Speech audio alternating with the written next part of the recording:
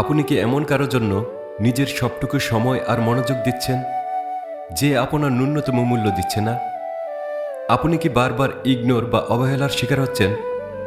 Stoic দার্শনিক এপিকটেটাস বলেছিলেন, যখন আপনি আপনার মূল্যের প্রমাণ অন্যের কাছে খুঁজতে যান, তখন আপনি নিজের ক্ষমতা তাদের হাতে তুলে দেন।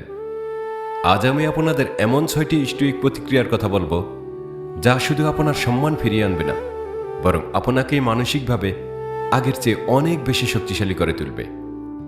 আমরা কেন কষ্ট পাই? কারণ আমরা আমাদের ভালো থাকা বা নিজেদের মূল্য অন্যের আচরণের উপর ছেড়ে দেই। কেউ কথা না বললে আমরা ভাবি, আমি কি যথেষ্ট নই? কিন্তু মনে রাখবেন, আপনি অন্যদের পছন্দ বা অপছন্দ নিয়ন্ত্রণ করতে পারেন না।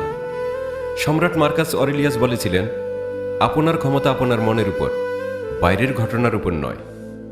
6টি শক্তিশালী প্রতিক্রিয়া। নাম্বার 1, নিজের মূল্য নিজেই ঠিক করুন। কেউ আপনাকে মূল্য দিচ্ছে না মানে এই নয় যে আপনি মূল্যহীন। আপনার চরিত্র আর কাজই আপনার পরিচয়, অন্যের মতামত নয়। নাম্বার 2, আবেগ নয়, যুক্তি ব্যবহার করুন। অবহেলা পেলে রাগ বা হতাশ হওয়া স্বাভাবিক, কিন্তু স্টোয়িক দার্শনিক সেনেকা বলেছিলেন, রাগের সবচেয়ে বড় ওষুধ হল সময় নেওয়া। তাৎক্ষণিক রিয়েক্ট না করে শান্ত থাকুন। নাম্বার 3, আপনার উপস্থিতি সীমিত করুন। আপনি যখন সবার জন্য সবসময় অ্যাভেলেবেল থাকেন, তখন মানুষ আপনার গুরুত্ব ভুলে যায়। নিজের সময় ও মনোযোগকে দামি করুন। নাম্বার 4, নীরবতার শক্তি।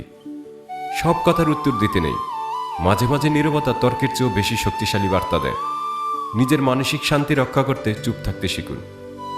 নাম্বার 5, নিজের উপর ফোকাস করুন। কারো পেছনে সময় নষ্ট না করে নিজের কেরিয়ার, স্বাস্থ্য এবং লক্ষ্যের উপর কাজ করুন। যখন আপনি সফল হবেন, তখন মানুষ এমনিতেই আপনার দিকে আকৃষ্ট হবে। নাম্বার 6, প্রয়োজন হলে সরে আসুন। যেখানে সম্মান নেই, সেখান থেকে সরে আসাই হলো সবচেয়ে বড় স্টোয়িক সিদ্ধান্ত। নিজেকে মর্যাদা দিতে শিখুন। মনে রাখবেন, আপনি সবার জন্য নন এবং সবাই আপনাকে বুঝবে না। এটা মেনে নিতে পারলেই আপনার অর্ধেক কষ্ট কমে যাবে। নিজেকে এতটাই মূল্যবান করে তুলুন যাতে কেউ আপনাকে অবহেলা করার আগে 10 বার ভাবে।